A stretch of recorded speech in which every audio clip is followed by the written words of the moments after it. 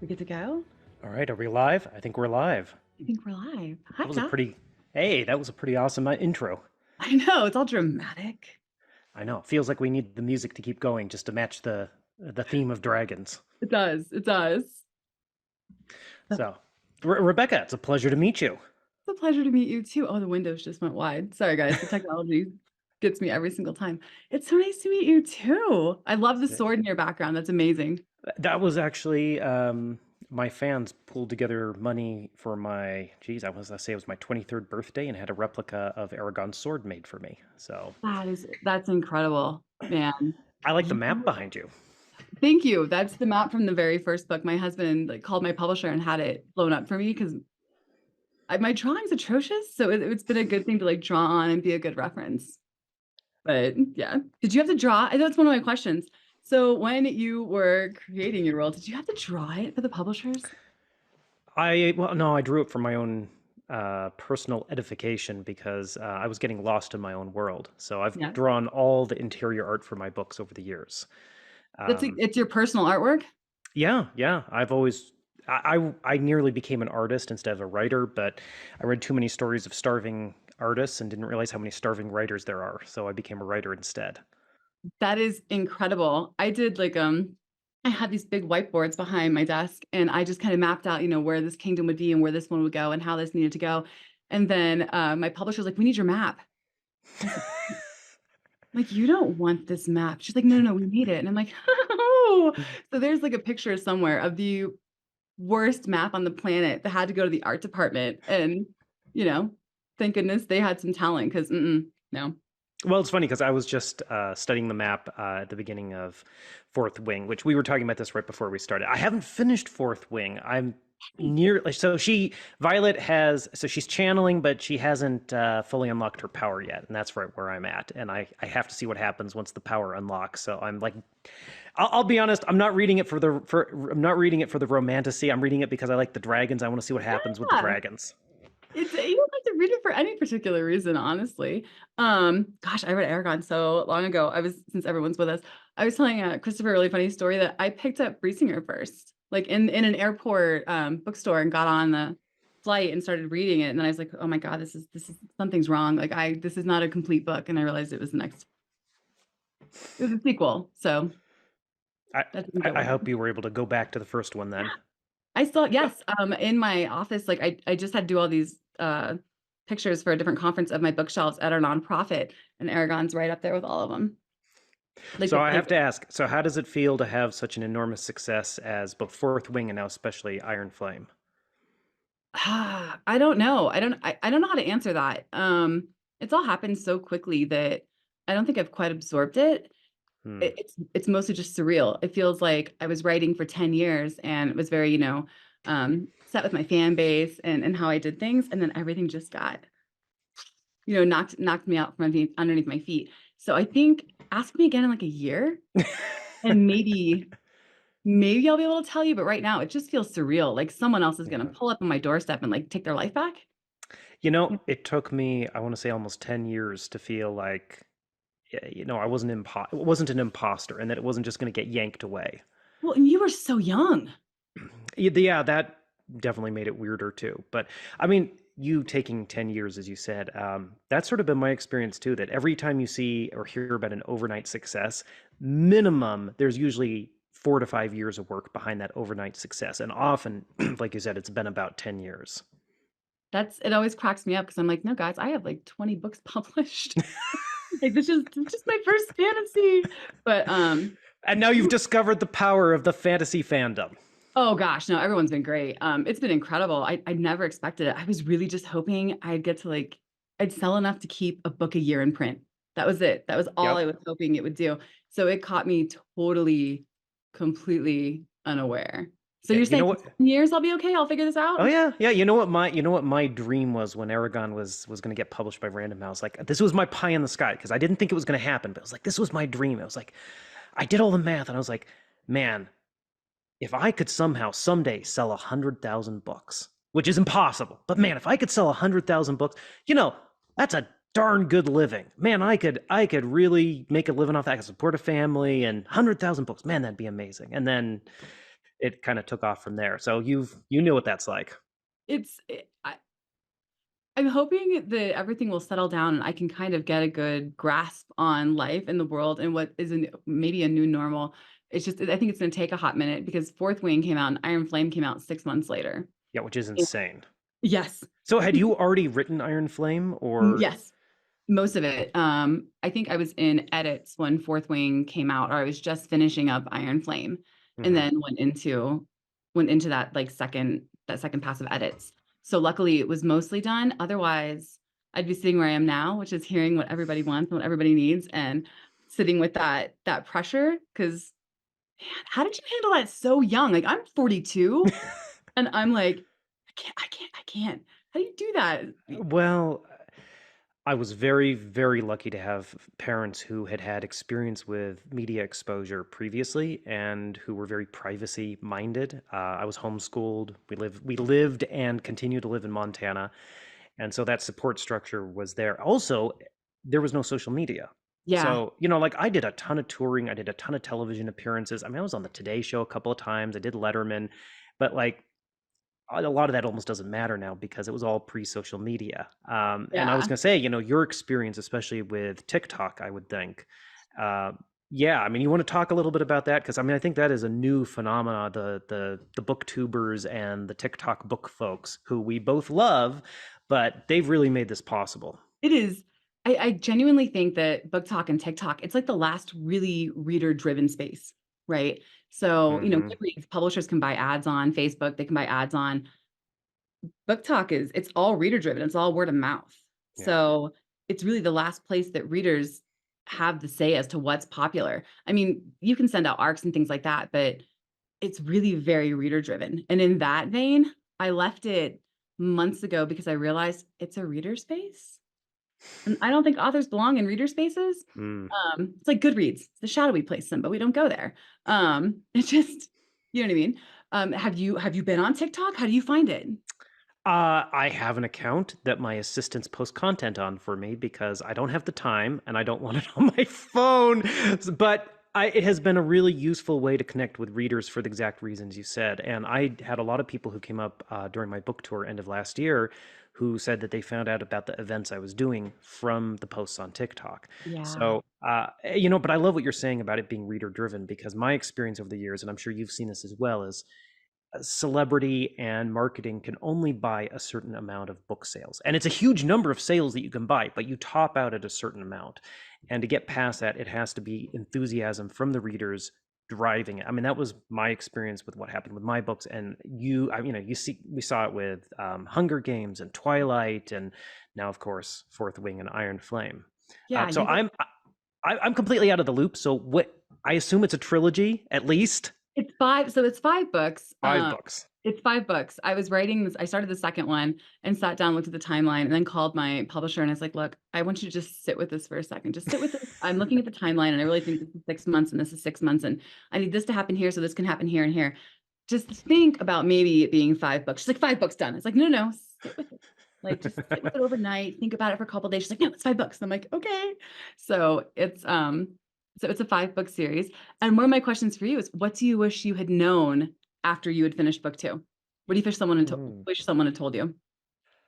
Well, I wish I'd known that book 3 was going to have to be split into two, which I didn't figure out till I got into book 2. One of the great accomplishments of Tolkien, just from like a technical standpoint, is that every one of his books in the Lord of the Rings series gets shorter, Yeah. which I can't think of basically a single fantasy series that's done that sense, where you start No. large and go small. Um, Boy, what I think the biggest one is just that I got to know my world and my characters so much better over the course of writing the series, even though I had plotted out all the major stuff. And of course, I was growing up and learning stuff as I was writing it. And Right. so, um, although 90% of what I needed was in place, were I to go back and re edit or tweak those first 2 books, there's definitely some things that could use a little ironing out. I've been looking at the first book in depth for a project I'm currently working on. I can't Very talk cool. about. And I can definitely see that was my first book, but at the same time, it's my best-selling book. So what are you going to do, right? I'm a better writer now, but that's still my best-selling book and most popular book. I feel that. I don't I Yeah. mean, I still look at Fourth Wing and Iron Flame, I keep them up on, like, as I'm writing book 3, I keep them up on PDF on like Yep. one of my screens over here, so I can do quick researching for, like, if I for continuity, if it's something isn't in my character Bible or something like that. But So I can't. have you announced the title of the book 3? I haven't. I haven't Ah. title or the date. I want some like good hefty word count under my belt.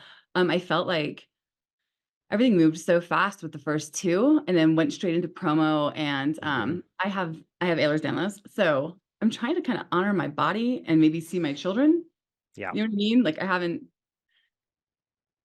People don't maybe don't realize what a endurance race it is, especially when books are this big and successful. Like the Yeah. amount. Did you have to do any sign any tip-in sheets last year? Yeah.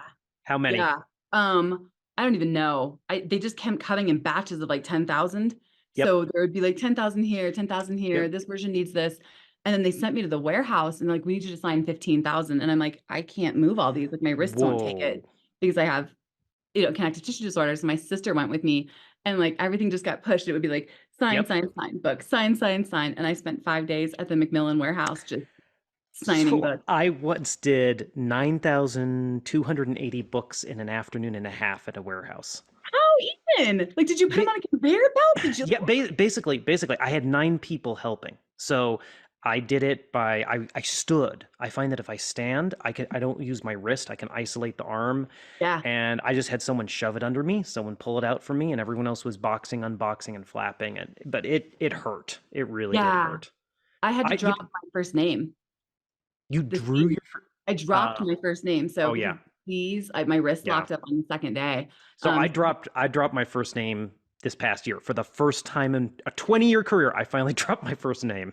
did you feel defeated? I felt a little defeated, Yes. because everyone kept saying, "Change it, change it." I'm like, "No, I'll never change it." And then But I have kids now, and I know you do as well, yeah, and I just could not afford the time and the strain on my body. yeah.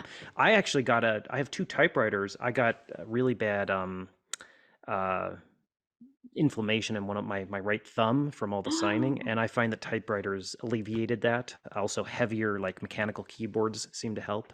So Okay. I know like Robin Hobb has suffered some severe problems with her hands with the amount of typing she's done over the years. Yeah. So yeah, it is an occupational hazard. It definitely is, and it's fun to not fun, but it's interesting to see, like, okay, how many readers can we see within a certain hours? How many times can I Yeah. sign without, and still move my wrist the next day? Or, if I'm going to a conference, how much can I sign and still function? We're sitting here talking about mechanical I was typewriters. gonna say we're doing inside baseball, which I I know. love. I'm I sorry, love guys. because guys, everyone watching, you have to understand there aren't a lot of people who do what we do at this level, and getting to chat about it is kind of a treat. But so I have to ask. Okay. Okay, the romance side, the romantasy, I get Yeah. that. Yeah. Why dragons? And are there any specific dragons that you've loved reading that made you want to write about dragons? Well, one, I grew up reading like Anne McCaffrey, Yeah. right? Anne McCaffrey and Mercedes Lackey and Marion Zimmer Bradley, like a lot of those like female fantasy writers. And then of course I loved Aragon. Um, and I love dragons. I think there's something so the word magical. There's something so universal about them, right? And Mm-hmm. and because there's just so daunting and so fearsome, and there's so many different ways they can be portrayed. I was in love with portraying dragons where the humans were the pet, right? Because Yeah. in Aragon, correct me if I'm wrong, if the writer dies, the dragon dies, right? So that's actually something they invented for the film version. So that's not in the book. No, no, they will often die just because the bond is so Often. strong. But Mm, there's nothing like that compels the death. It's more like they're suicidal, they feel horrible, and they end it. got it. Um, Got it. Got it. And in my version, they can bond as many writers as they want. They're very like your dragons are more human. Like Saphira is way more like yeah. human-esque than mine. Mine are very, we'll just roast you.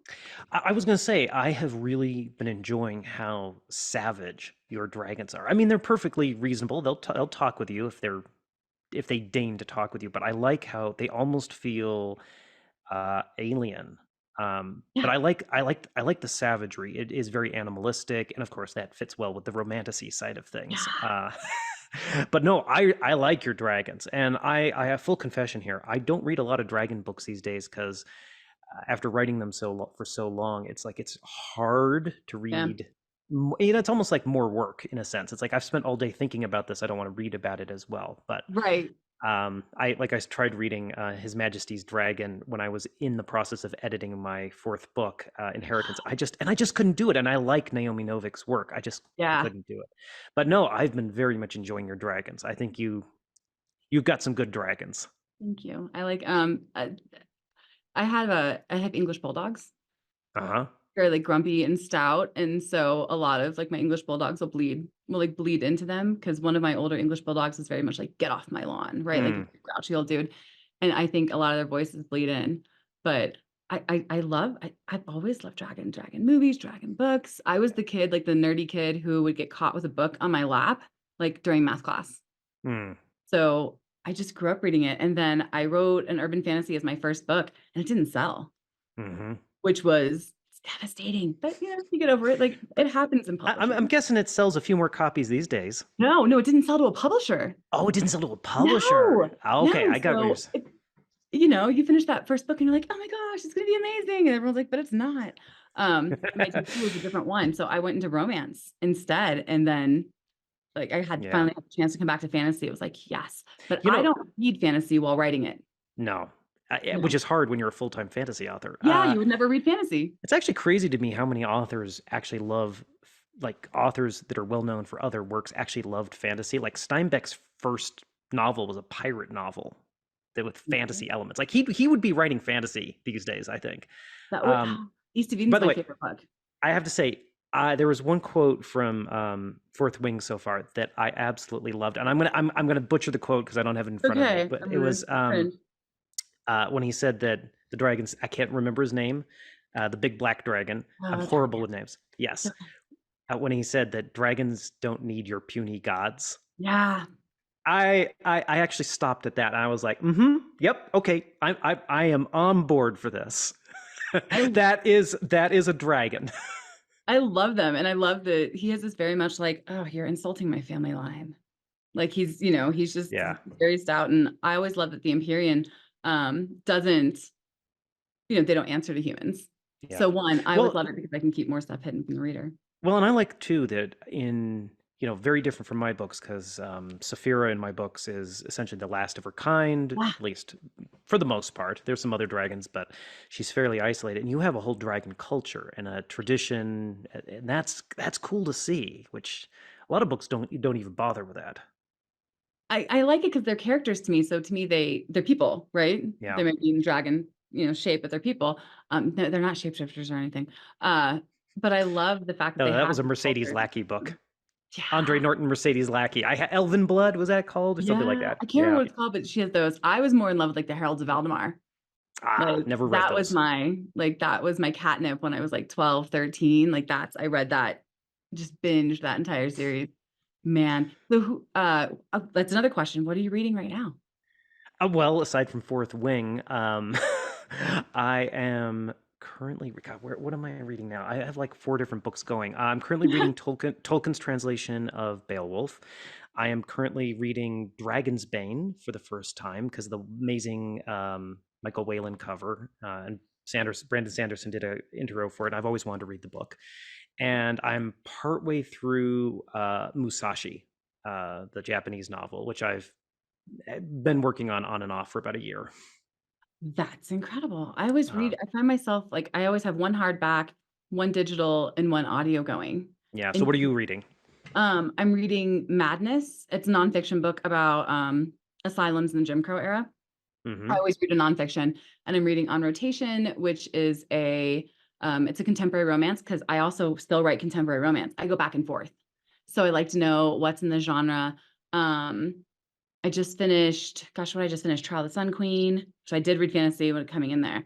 It just depends. Like I skip. Like I accidentally Yeah. will do enough books. Do you know what I mean? I'll be ADHD brain, bright shiny thing, and then Yeah. I'll have to go back and be like, no, you haven't finished this one. So they're just all stacked on my My nightstand. Kindle. my reading has unfortunately fallen off a cliff since having kids. So it's Yeah. I'm hoping it'll pull back up as they get a little older.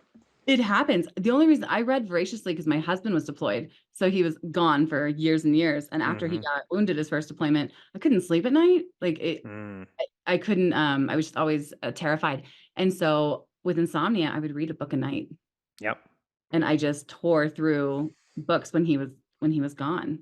So I'm Makes not sense. quite as voracious anymore since writing because now it's like there's an element of it that's going to work, Yeah. you know? So this is a more technical question, but we are writers, so I'm going to ask, Okay. especially coming from the romance side of things, where I think there is more of a tradition of producing a lot of books on a fairly consistent basis as being part of your career. So, how long does it take you to write a first draft? How many revisions do you tend to go through? And I know, like, Iron Flame is a fairly large book. So, what's your word count on the books? Generally. Man, okay, so if it's contemporary, typically stick between 100 to 130,000.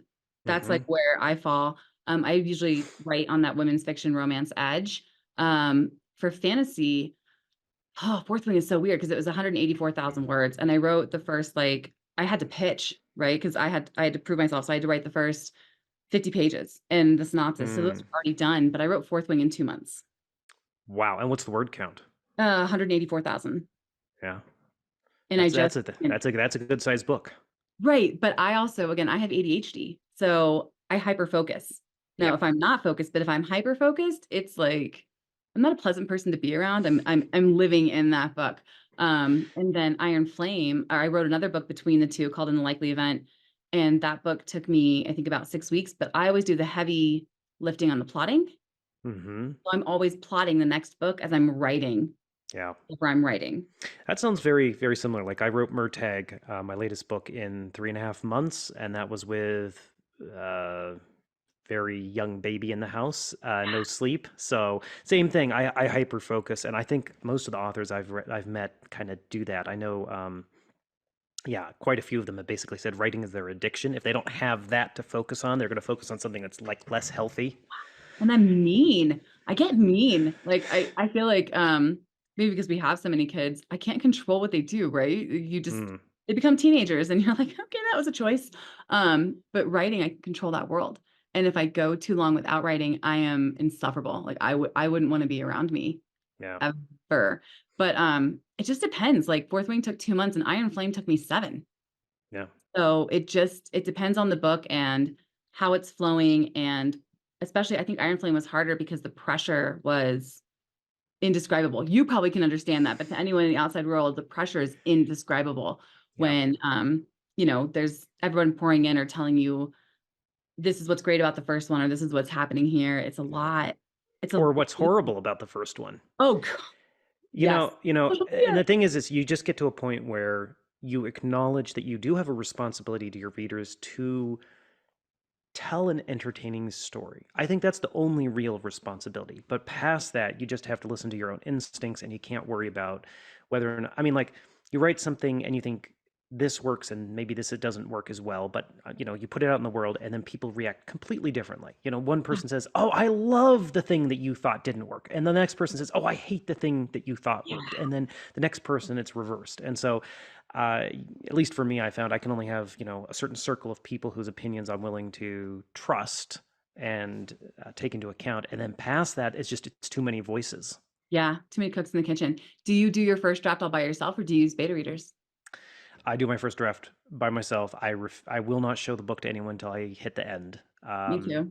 And if I have the time, I like to do a good revision pass. But these days, there's no time for that. So usually, I share the raw draft with my editor, and then we move from there. It's definitely different coming from romance. A lot of romance authors will put out 5, 6 books a year. Not me. I've never Yeah, been able to do that. I think I topped it like 4 one year. good But they're grief. shorter books and they're typically standalone. So you're not dealing with, continuity or Yeah. what rule did you break or things like that.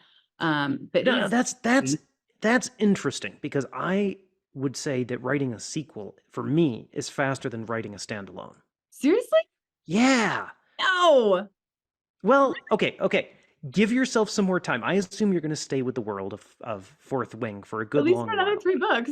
Yeah, because the thing is, at least for me, the more I know the characters in the world, the fast, like, I don't have to do the groundwork of creating a magic system, creating a society, creating the gods and the history. It's all that's done for me. So I can just slip into it like slipping on an old glove. And I have my most fun because I was going to ask you, do you build your world first or your characters first? Story. Okay, so my I mean, character and story and character are inexorably linked.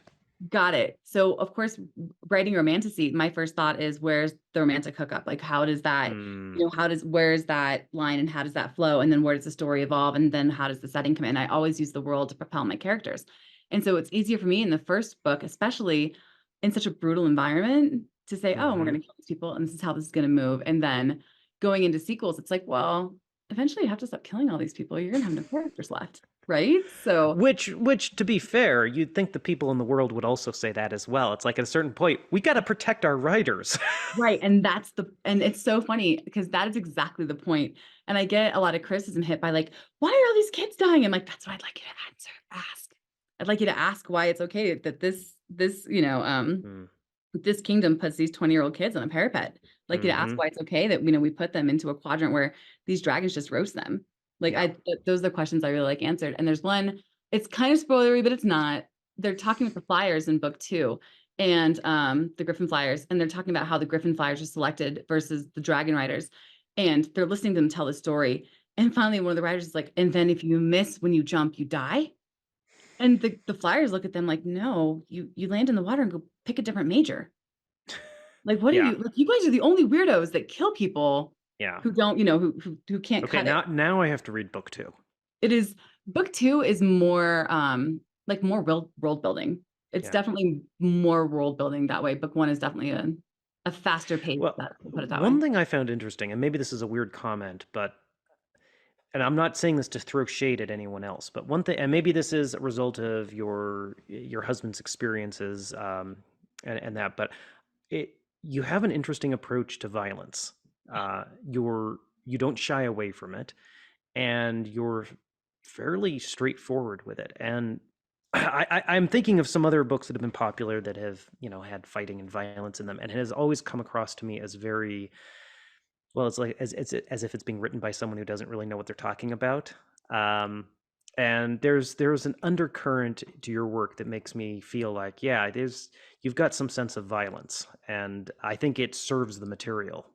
Thank you. That's very kind of you to say. It's hard for me to write I would say the battle scenes and the fight scenes just because I've never been like a hand-to-hand combat specialist, right? Hmm But I think dealing with a husband who's gone to war as many times as he has, and as much as I abhor war in all its forms, I think I enjoy giving a perspective of making people question why. Does that make sense? And hmm shove it in their face that this is the reality of it. It's not romantic. Our friends die. Um, so thank you. I appreciate that very much. Well, so I think we have some questions that have been piling Okay. up here. If you submit questions, you can upvote them. You can give them a thumbs up, and we can see which ones get the most upvotes. So let's see. The top one at the moment here is for you, Rebecca, and it says, "Did the violence nickname?" Oh, speaking of violence, did the violence nickname come first and lead to Violet, or the Violet name came first and lead to violence? Violence came first because I wanted that to be her nickname because she's frail. She has Ehlers-Danlos like I do. And I liked the play on the words because her name is Violet, which is soft and frail and only grows, correctly under certain conditions and temperatures. And I wanted that to contrast the nickname of Violence and kind of what she becomes, which is very violent. Next one. Nice. How about, okay, I'll ask this one. Have you seen any theories out there that have been correct? I like how this works for both of us. Yeah, a couple. There's a couple of really super smart fans in my fan base who've been. It's like they finally cottoned on to some of the very deep things I've been doing in the background of both my fantasy books, both my sci-fi ones, and they've been like picking apart the world and going, "Wait a minute, did Christopher mean this? Did he mean this?" And 9 times out of 10, the answer is yes. So, yeah, it's really hard to outsmart the crowd. There's so many smart people out there, and I love seeing that engagement. How about you?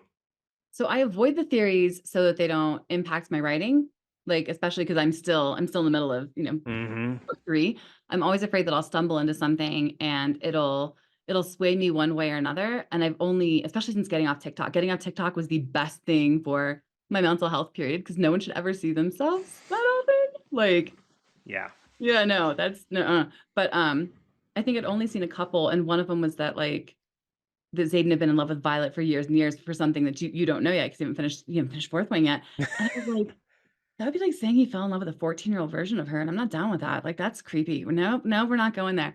But I Uh, avoid them. Like I avoid everything about me. I don't look at the yeah, fan theories. I don't read the articles. I don't listen to the podcasts. I avoid memes like the plague. same. So I have to ask, do you know how book 5 is ending? Yes. So you do have a roadmap that you're Yeah, following. because we have a television series. So, Nice. because we have a television series in development right now, I had to write the whole synopsis of what was going to happen and how these books were going to end. But they're only like paragraphs per book. So I still had Hmm. that room to say, this is how we get here. This is how I mess with this. This is how, Yeah. they will fit into go. Yes, I know how it ends. Well, and it takes so long to do even one season of a series. Ask me how I know. You'll probably be on book 4 by the time that happens. Yeah. I think one of the reasons we pushed out Iron Flame is we knew we had the series and we wanted to make Hmm. sure that we were, putting the content out there and that I could get ahead of it because I can't imagine this pressure and being behind and no, thank you. I can't do that. What's the Yeah. next? Rebecca and Christopher. When When creating creating a, no, uh, you read it. oh, okay. When creating a fantasy world that includes dragons, what kind of process do you go through bringing them to life on the page? What details come to you first? Oof. I mean, I think it's just a question of, at least for me, it was just doing what I wanted. Reading Anne McCaffrey and all these other dragon books, and it's like, well, I like this piece, I like this piece, I like this piece, and I'm just gonna. No one's ever put them together quite how I want, and it seems like that was kind of the case for you as well. It was. I think when you read so much fantasy, of course you're gonna take pieces and look at what you've read. You're always inspired by somebody.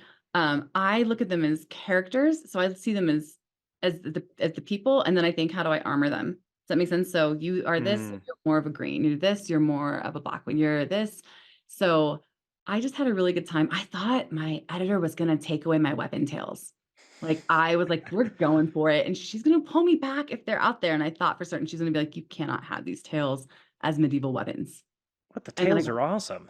I got to keep them. So it's just kind of how you it's like it feels like the thing that I think is so far out there, and it's what makes them more unique.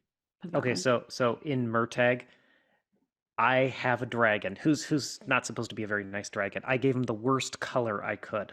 I I I have a puce dragon. I was about to say, is it true? Yeah. Okay. Yeah, I mind you, I don't necessarily mind the color itself. It's just if you for those who don't know, the definition of the word puce, the original definition is the color it's the color of dried flea blood. So, it's a puce dragon. Visceral. Very Visceral. visceral.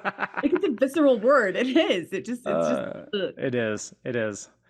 Well, okay, here's one for me, but I think it's for both of us. If you could rewrite Aragon or any book, would you change slash add anything? So, how about you, Rebecca? Would you change or add anything with Fourth Wing?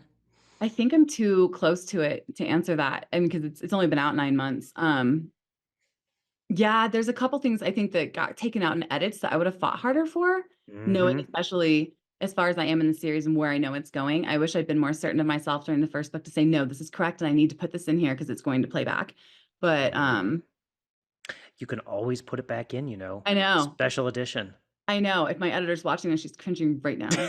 You know, It's funny. I'm actually in the process of putting stuff back into Inheritance, my fourth book, really. for that exact reason. It was stuff that I had included in the deluxe edition, and over the years, it's become more and more apparent. It's like it really should have stayed in the main version of the book, and I'm sorry it came out, and I should have held the line on that. So, Oh, that's really stick to cool. if you really feel that way, I'd say stick to your guns when you know the story and you know the characters. Good advice. All right, next question is, oh, that we already asked that. Theories that are correct. Who's your favorite character to write? Ooh. Well, for me, it's the Dragon Saphira. Yeah. She's the reason I got into writing a dragon. So, Yeah, she came first. She came before Aragon. Like she was the well, catalyst. the relationship came first, her Got and it. Aragon. How about you? Gosh, that's a complicated question. I love to write Violet 'cause it's first person, right? So I'm stuck in her head. But I love to see the evolution of Imogen and the dragons. And I love Riddick. I have a character who's always got a snarky reply for something, Hmm. and he always livens up a scene for me. So it depends. And of course I love to write Xaden, but Xaden's the easy answer. Like, especially when you're in a romance like area, everyone's like, Xaden. I'm like, yes, easy answer. That makes sense. Yeah. Let's see. There's a question asking about the TV show for Aragon. It's in development at Disney. Hopefully, we'll be having some news on that fairly soon. But as Rebecca knows, can't say anything about some of these things until you can. So, but it is still in the works. It's hard to sit on stuff, guys. Like super hard It to sit on is. stuff. It It is. is. We had the deal for Fourth Wing before we were even out of edits. And we just had to sit there and we weren't allowed to say anything. And then we were going to announce on release date. And it's the day the writer's strike happened. Ooh, And yeah. naturally we were, in support of that. And we're gonna say anything. So we just kept sitting there and I'm like, we have a TV deal. We have a TV deal. And to myself. Hey, if it makes you feel any better, we had a showrunner lined up for Aragon, and then the strike happened, and it all, everyone parted ways because the strike. Everyone's going off and doing different things. So it goes. Let's see. You're at Amazon, right? Yeah. And Amazon and Awesome. Outlier. So Very it's nice. they've been great. All right. Next one is Christopher. I see you have a Harry Potter set back there. What is your most prized book or special edition? And what's your favorite book series? Well, I've assigned first edition of the second Harry Potter book, which is pretty cool. Wow. Um, I have some signed books by Neil Stevenson. I'm trying to think. I've a signed book. No, I don't have a signed book by Ursula Le Guin. I was getting mistaken there. I don't know. I have a lot of cool editions. I think my favorite ones are actually my own books because they just mean so much personally. First edition of Aragon, the self-published edition, is very special to me. So, how about you? Have you collected Okay. anything cool? I mean, not yet. I mean, when you're military, you move so often that you don't get to collect a lot. I have a signed edition of The Hate You Give, which I love. Mm, And I think I have a lot of the books that I grew up with. So like I have all my first, like the books I read at 12 years old, like all my Mercedes Lackey collection. hmm I have like all of those. And I have like a copy of of all the Anne McCaffrey stuff. It's like the oldest Dragon Riders of Pern collection you could imagine. I think I stole it from my father. So don't tell him. But it's like, I, from the 70s. the good stuff. Yeah, Yeah. that's what my library had, the original editions of the Pern books. I don't know if you know this, but Anne McCaffrey actually gave me my first blurb. No. Yeah, I really lucked out. And she gave a lot of blurbs and she was very generous in the industry.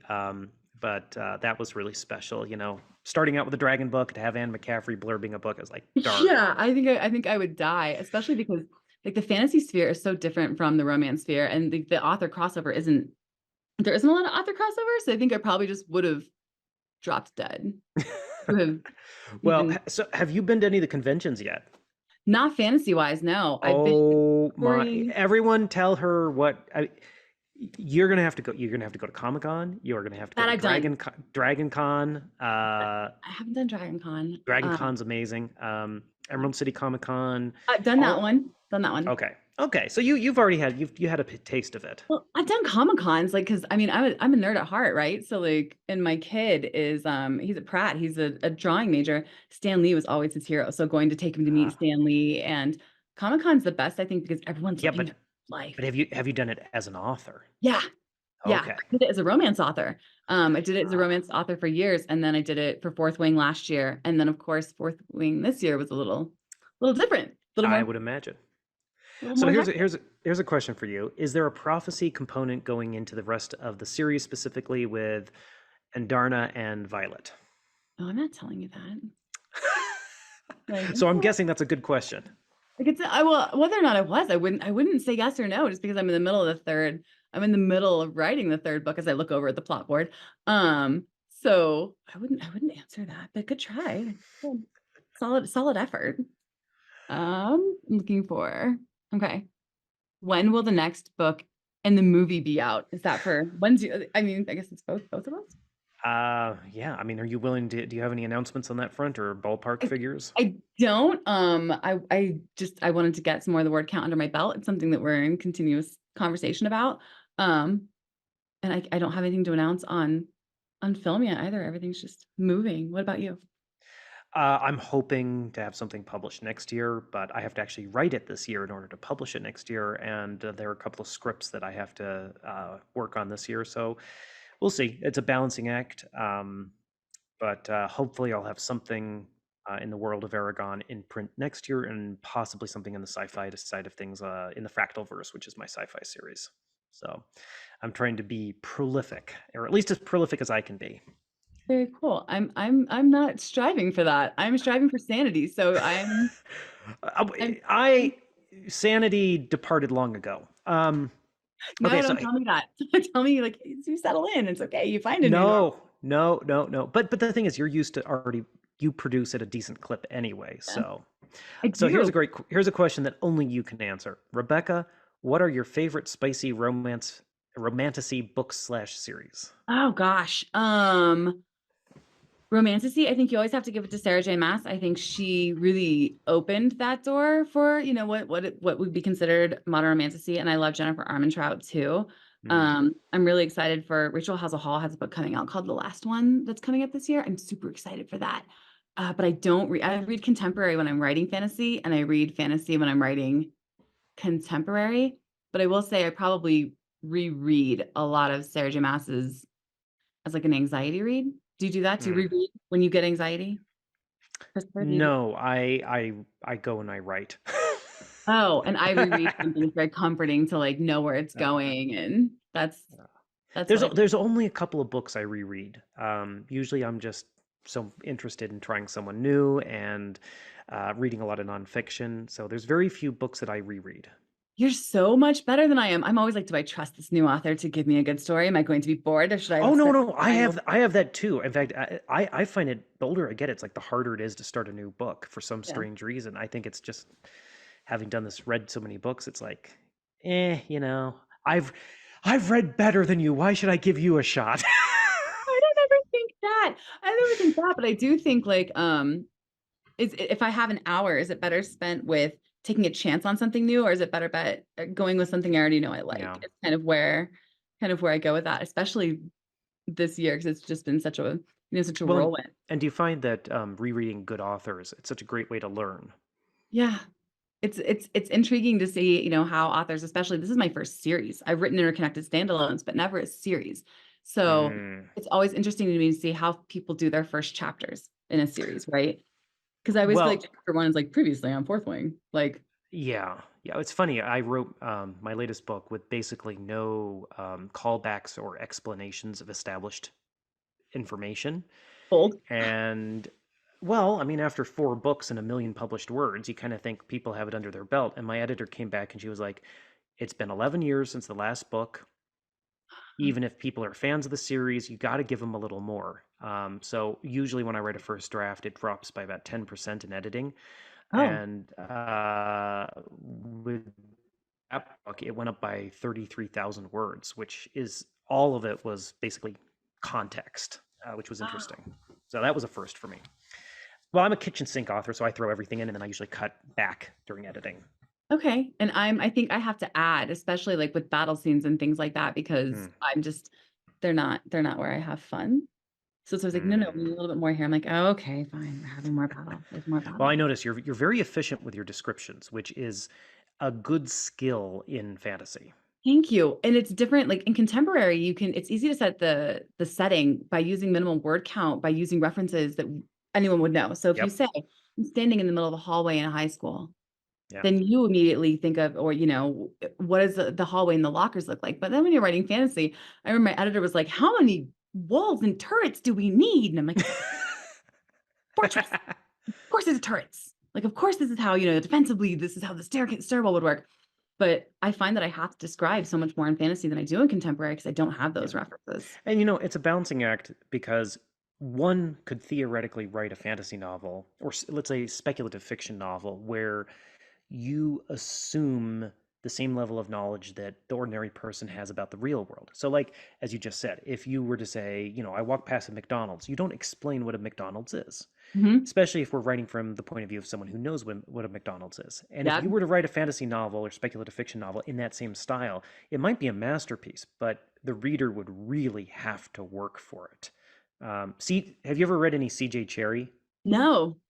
I'm writing it. So, pioneering sci-fi female author, Mhm. did a lot of hard sci-fi, and anyway, but she writes in limited third person, but it's like rigidly limited third person to the point where the main character is on a space station, and you don't know that till halfway through the book because the main character doesn't stop to think about the fact that they're on a Right. space station, Yes. or their best friend's an alien, and you don't realize it until the character happens to think of that particular fact. And I've always admired her purity of conviction with that, but boy, the readers have to work for it.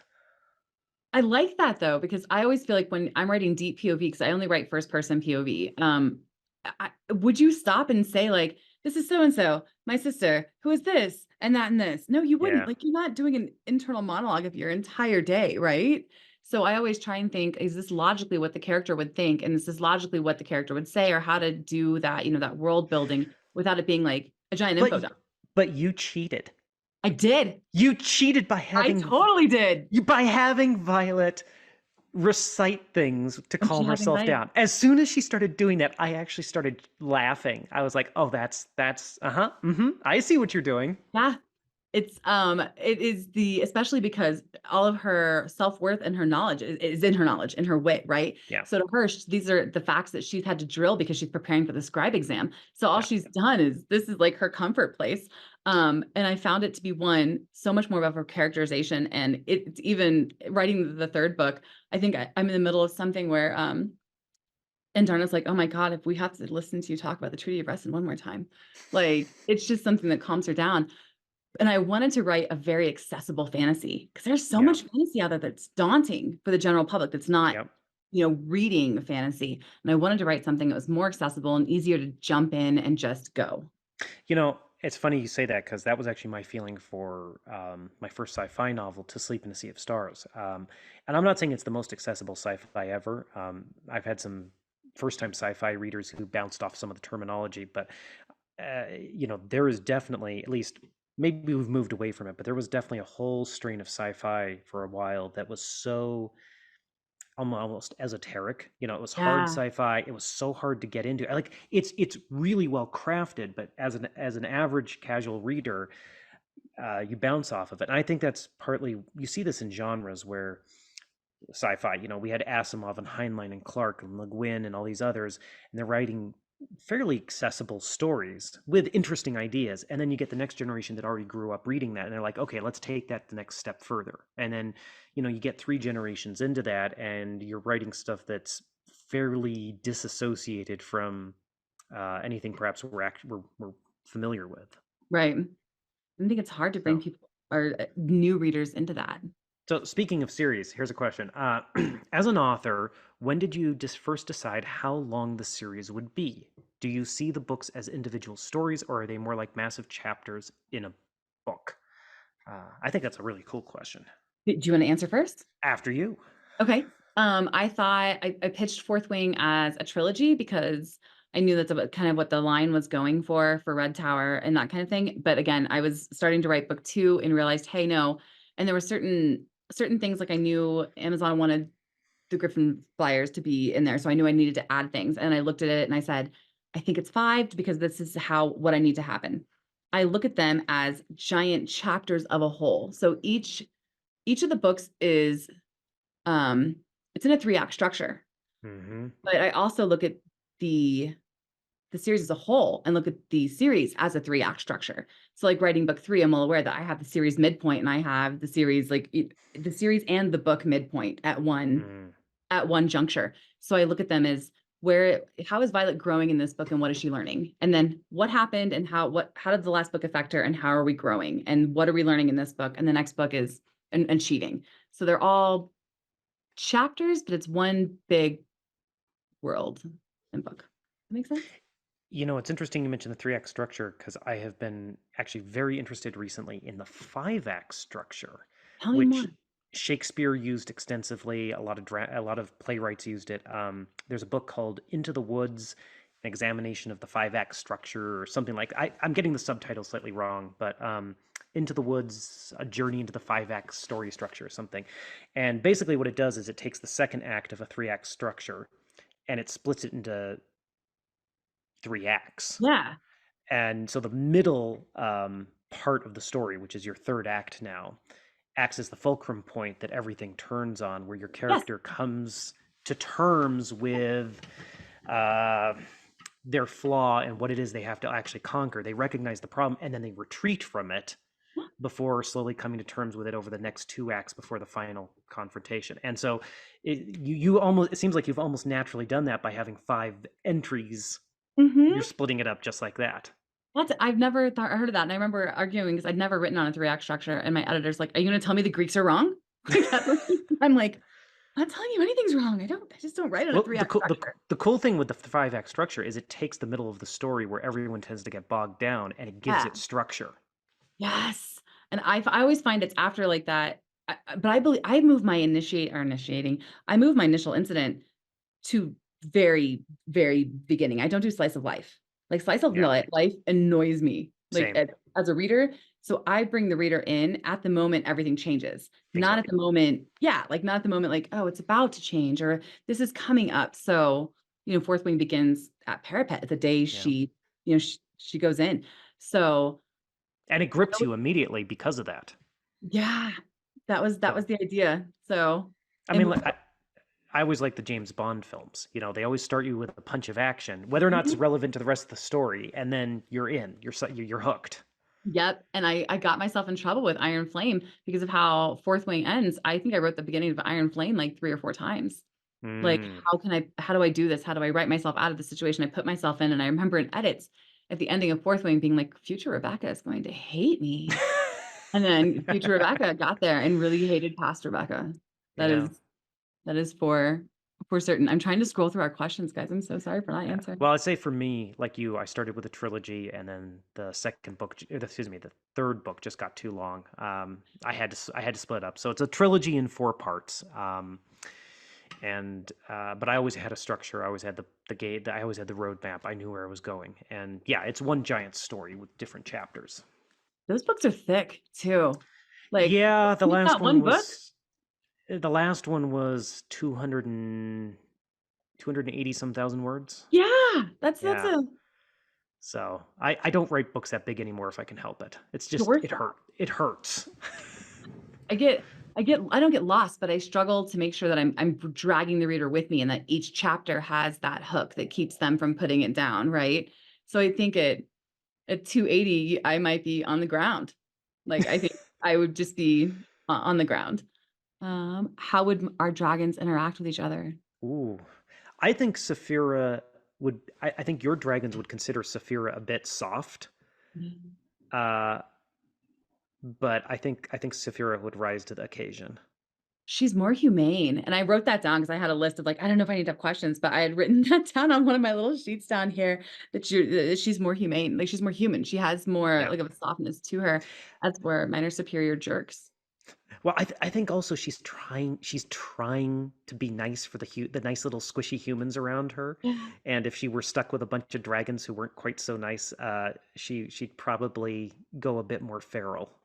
It is, and I think there's a lot of stuff in my 3rd book coming up that's like, is this culture what the dragons are supposed to be, or what could they have been, or things like that, but, Ah, my guys are just jerks, like, they really are. They are superior, we are more important than you, yeah. jerk faces.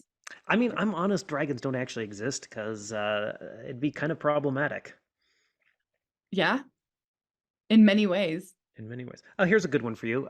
What is your favorite line you've written in Fourth Wing or Iron Flame? Um, Assuming you have one.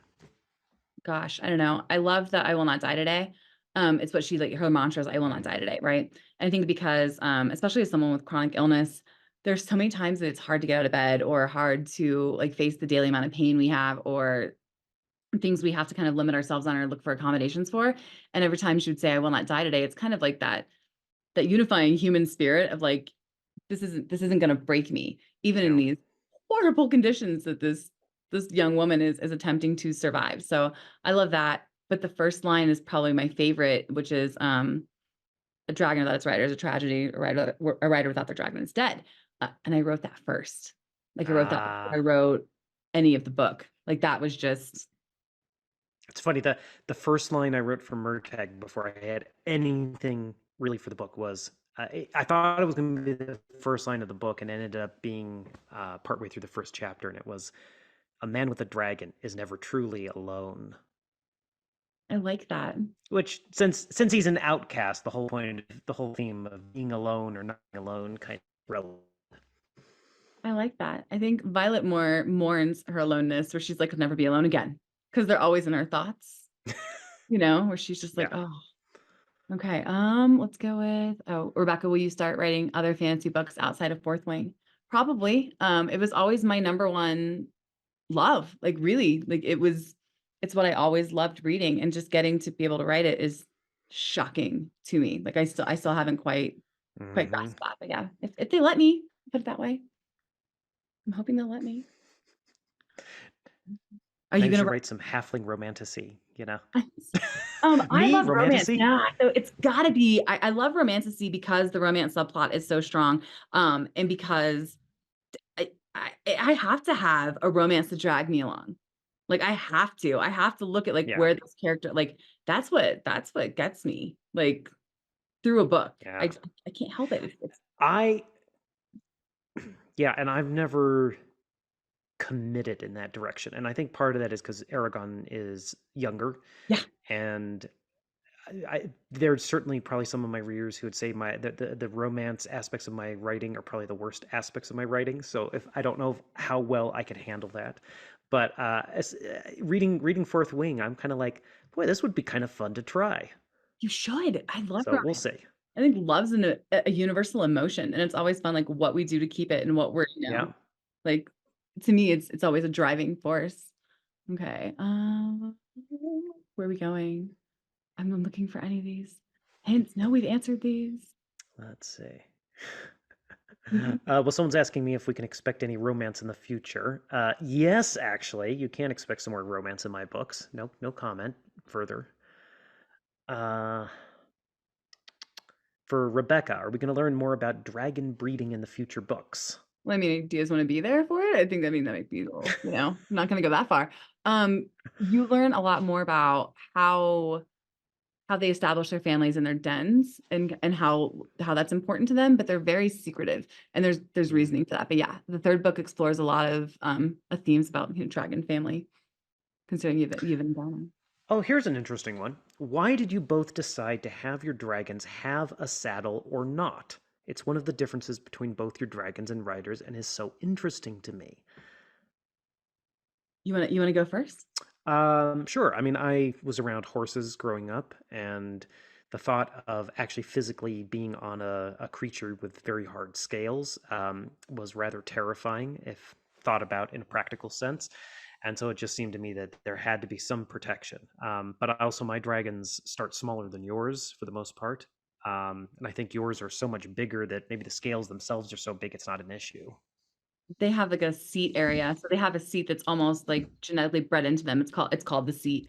Um, I have a saddle in mine, of course, because Violet can't hold her seat, is what it's called in Fourth Wing. She can't hold her seat because she's with Ehlers-Danlos, we don't create our collagen. There's a fault in our collagen. So our joints dislocate more easily, our bones break. And so she can't physically hold her seat. She's not strong enough. And as where the other dragons are very much like, well, then you aren't qualified to be a writer and we don't want any part of you. Taryn makes that accommodation for her. So it's more of a statement of people with chronic illness are capable of doing things if they just get the accommodation. Because Hmm. she would never make a good writer, and yet she's one of the most powerful of her generation. She just needed a saddle. Needs a saddle. Yeah. Yeah. Here's a good one. What advice would you guys give to an aspiring fantasy author? Ooh. Do you want to go first? Do you want me to go Yeah, first? no, no. I think you should take this one. Um, my advice always to every author is put your butt in the seat. I think a lot of authors, when they Mm, start out, get caught up in like, okay, well, do I need a social media presence? Do I need to look at querying agents? Do I need all, what? You can't do anything until you have the book. So to me, my first piece of advice is sit down and carve out the hours and actually get the book written. If whether or not I think I wrote my first book a page a night. And at the end of the hmm. year, I had a book because it can be daunting to start your first book. And I think, I don't know about you, but every time I start a book, I there's part of my, like, my subconscious that's like, "This is the book you don't finish." Hmm. You know what I mean? Like, this is the one that you don't finish. But if you look at it, like, if you just put your butt in the seat and you write a page a day. Yeah. And there's always a point about halfway, three-quarters of the way through the book. Well, halfway for me where it just becomes a slog because you've been doing it long enough. And like you, and I don't know, there's just a mental sticking point sometimes. And learning to push past that point, and then you get into this like downward slide where you're picking up momentum heading Yes. toward the end. But yeah, I completely agree. You can't you can't fix what doesn't exist, and so finish your first draft. And B, this is going to sound a little facile, but the first step is writing a book that people want to read. You know, Yeah. and that's ultimately what it comes down to. All of the other things like getting an agent, querying, marketing, all of that becomes possible when you've written something that people want to read. And it doesn't have to be the greatest masterpiece in the world. It really doesn't. It can be something that makes someone smile, gives them a bit of entertainment, gives them a bit of a thrill.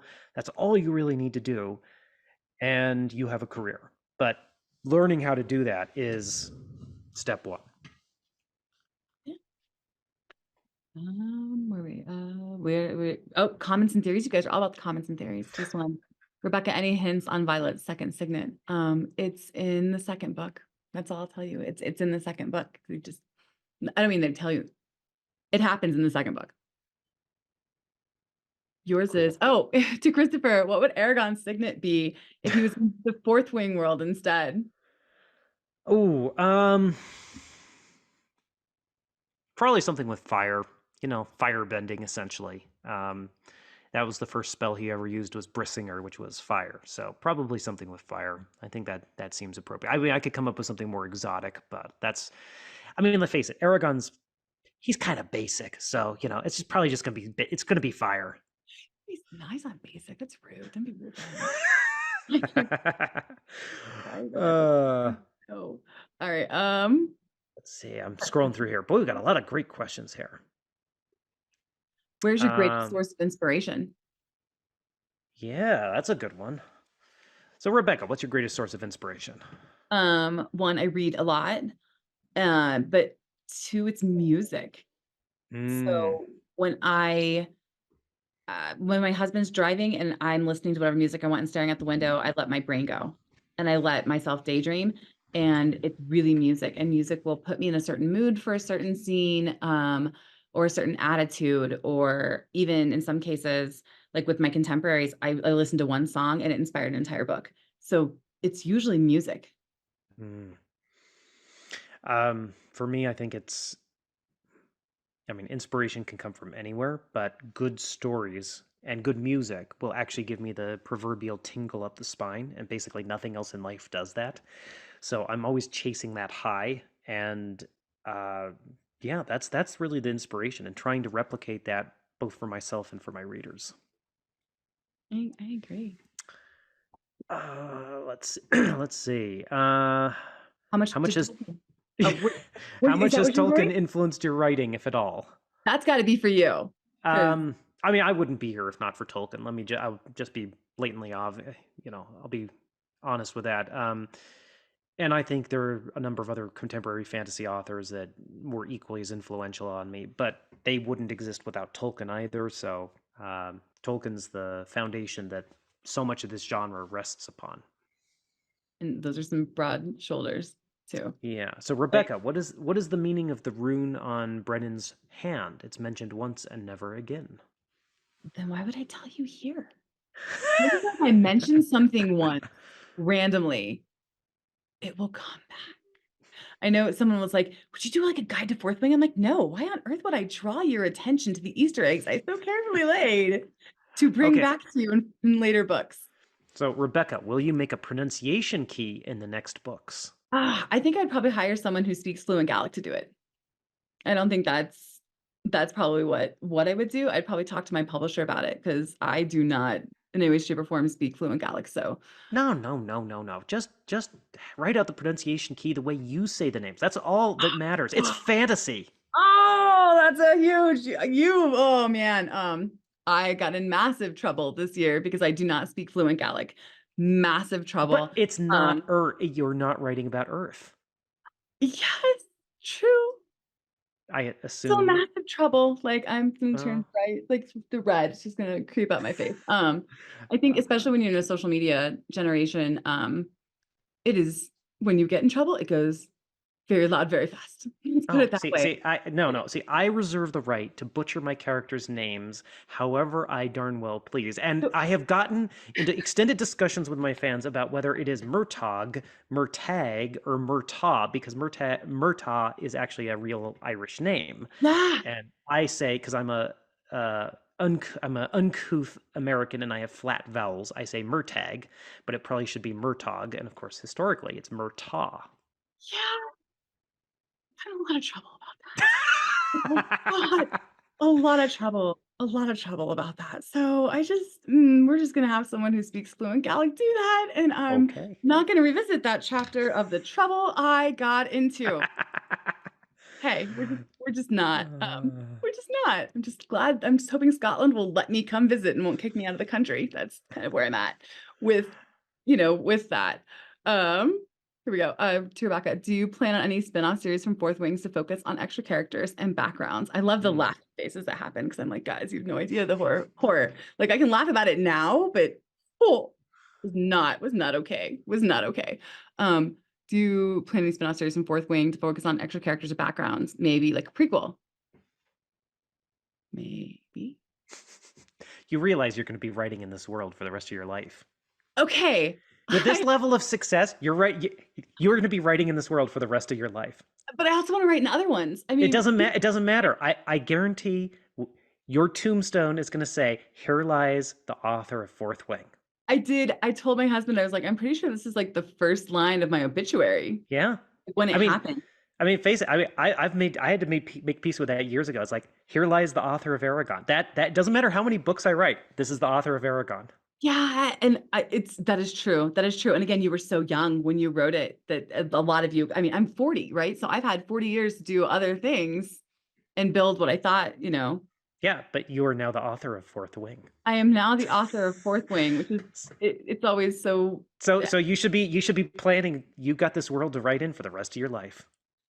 that is it's both so comforting and so daunting. Like it is. And of course, I mean, I lay Easter eggs everywhere because when you come from at least the way my brain works, coming from romance is interconnected standalones. So every time I Mm-hmm. bring a new character in, I always think like, who is this person? What is, what's their flaw? How am I going to pick at that till they bleed? And then what's their story, right? So I Yeah. always set everything up so that you could spin it off because I come from writing interconnected standalones. But the rest of my life, you think? Really? Like, you don't think, Absolutely. like, I you don't mean, think I mean, I'm on. Last year was the 20th anniversary of Aragon for I me. know. So rest of your life. I'm But just saying. did you always know you were gonna go back? Yes. And in fact, I started laying the groundwork in my third book for future stories, specifically so that later on it didn't feel like I was pulling stuff out of a hat to extend work in the world. So yeah, I mean, look, it puts food on the table, but B, I love the world and the characters. So, Yeah. here's a good question for you.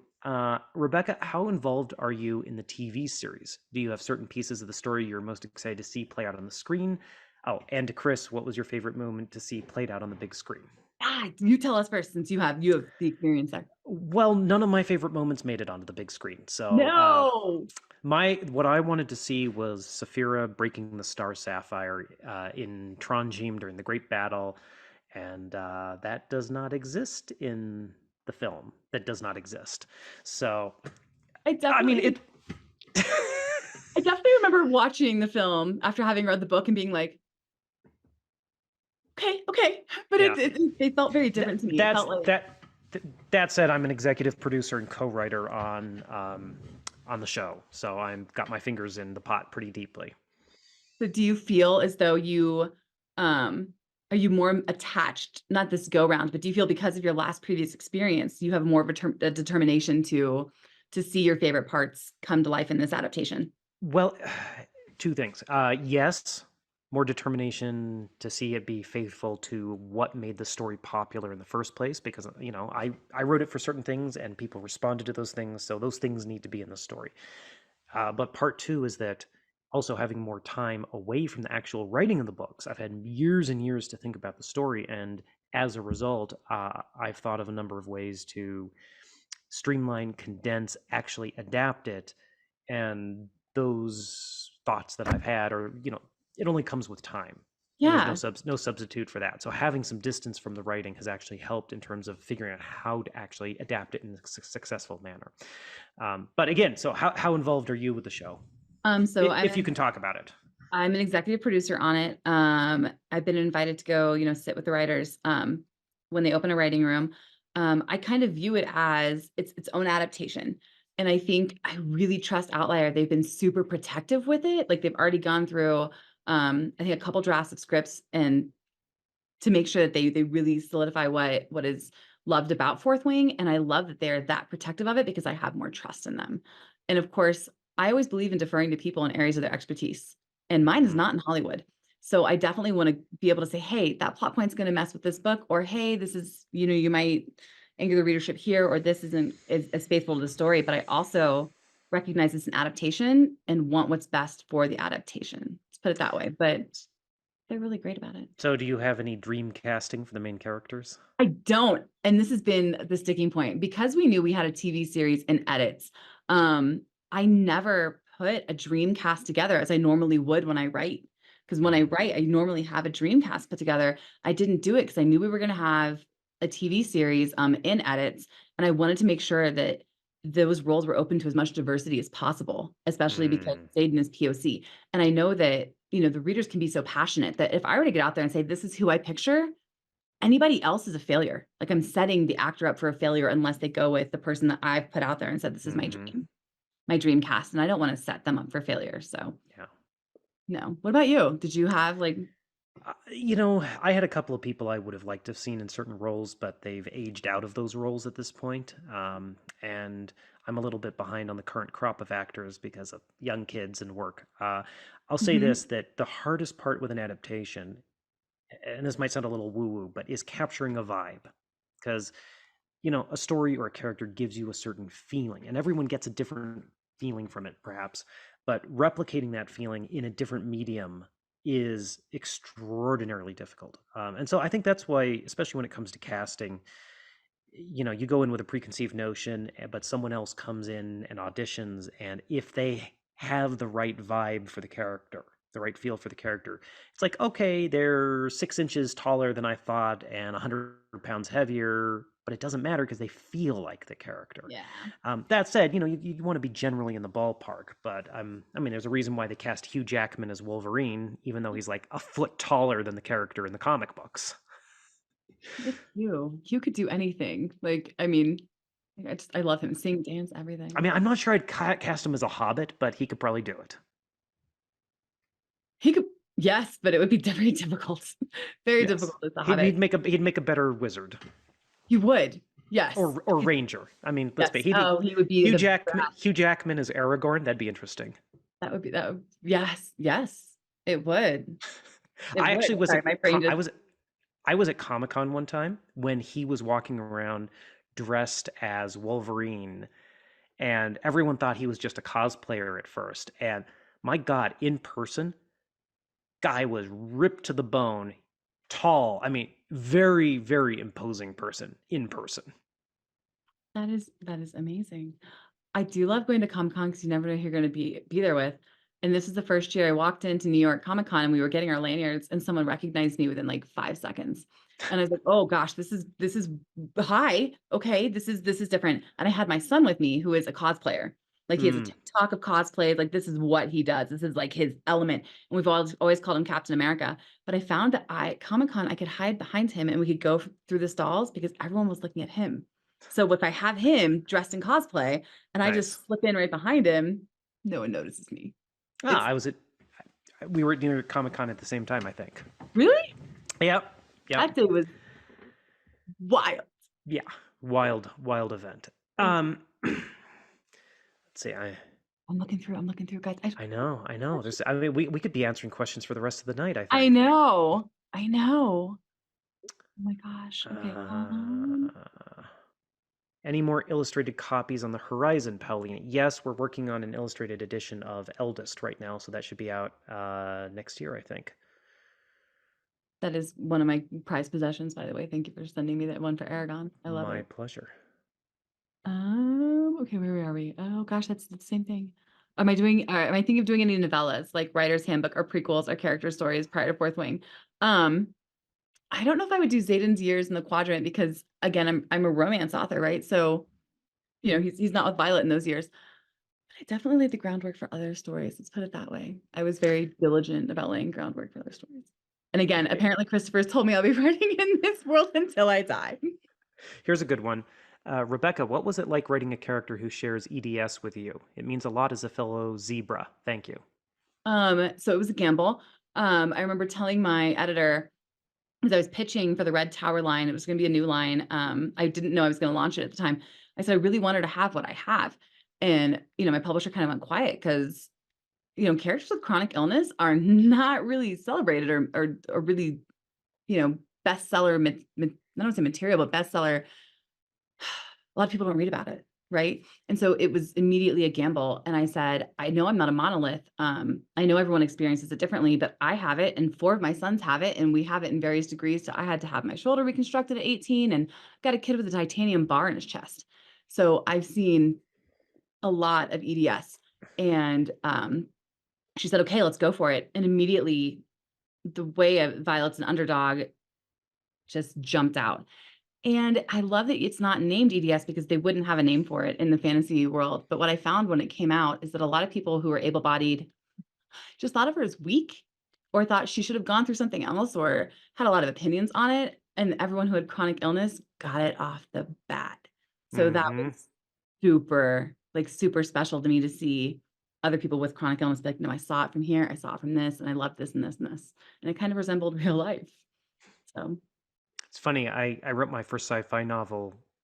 I mean, there were a lot of reasons I wrote it, but the main theme for me was the main character trying to come to grips with what happens when your body isn't really your own, or kind of doesn't act the way you think it ought to act, or the way it used to behave, and all of a sudden is out of your control. And yeah, it was an important thing for me to write about, and I thought that was. I've heard some interesting reactions from readers because of that. So kind of cathartic, right? it is. It is. Writing. What's the old saying? Writing's the cheapest form of therapy. So Yeah. yeah, yeah. Yeah, it is. Personally, I find if once I write something, it purges it from my brain. So, Oh, uh, my last sci-fi novel was all about existential fear. So, hey, that helped. you just throw it out there. I get that. I think whatever I'm going through tends, like in my life, tends to kind of bleed into the manuscripts. But I found it cathartic because there was a point in my illness where I literally thought I was dying from vestibular migraine. We didn't know what it was. I just knew I Mm, couldn't walk straight. And I think everyone goes on a journey of like, this is just where my body is, and this is what I have to do with it, and this is how we have to accommodate it. And so I always like seeing how Violet can get accommodations in an environment that's just trying to kill her constantly. hmm So much death going through. Well, and in some ways, it's a heightened version of what everyone goes through. Yeah, Although I think perhaps some people don't recognize that, and people who do have similar experiences with illness and other conditions pick up on it a lot faster. you do. Honestly, it really mirrors real life, where I think people with chronic illness or things like that will make accommodations easier or quickly, or recognize it in someone else, where someone who's able-bodied might not, which Yeah. is what I found kind of mirrored when Fourth Wing came out. All right, where are we going? Illustrated copies. Have we gotten to all of your questions, guys? Have we gotten there? Oh no, are you kidding? I'm Wait, scrolling are there through. so many more? There's 235 questions. Guys, they're so questioning. Okay. What did the Manoa tree take from Aragon? Book 6, no comment. Uh, Awesome. Okay, when you start writing a book, have you already figured out the entire plot for the entire book and the entire series, or does it come together over time? well, for me, I'd say 80-20%.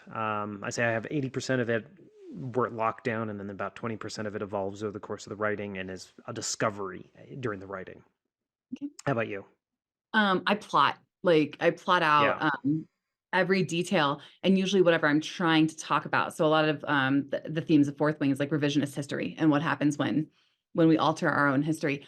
So a lot of that is already decided before I get in there, but I didn't know where the entire series was going when I ended Fourth Wing, only when I really started Iron Flame and started to look at it Mm. as a whole and how, you know, it was going to impact. So, and I go off on tangents. Do you go off on tangents? Like I'll find that Yeah, I was writing this and suddenly I'm over here. yeah, that's where the 20% comes in for me. And sometimes, it's true what they say that sometimes you don't know what you have until you write it. You think a book is about X, you write the first draft, you go back and you see connections you didn't intend, and you're like, oh, it is about X, but there's also Y, and I need to focus on that a little bit as well to do justice to it. So, I like that discovery part of the process, but having a very, very strong outline is incredibly important, and specifically for me, knowing how it all relates to the problem my main character is grappling with, because everything needs to serve that in one way or another, at least with this type of story that I'm writing, and it seems like you're writing as well. Yeah, I always think there's like the main theme of one book, like Fourth Wing is, can I survive? Can I bond a dragon? And, Yeah. Iron Flame is very much how are we going to handle this information that's learned? And there's always that, what are we going to do with what just happened? Well, I would love to keep answering questions, but I have a couple of kiddos who need to get dinner, and I think I'm needed in the kitchen here. So I'm gonna have to sign off. But this has been an absolute pleasure, Rebecca. You too. It's an honor to meet you. I've been reading you for years. Guys, thank you for coming. Your books Yes. are being shipped out. I think they said 7 to 10 days they'll be there. Yep. I already So signed my batch, so we're good on that front. I'm signing mine tomorrow. But thanks for coming. I'm gonna go to my kids' hockey game. So we're gonna go parent. Yeah. And thank you all for attending. And thanks to Barnes& and Noble for hosting this. Barnes& and Noble is awesome. They do special editions. They're a big, big presence in the book world. And I'm very grateful, and I know Rebecca, as you are as well, for all they do for authors and readers. Always. Absolutely always. It's good to see you guys. Bye. All right. Bye.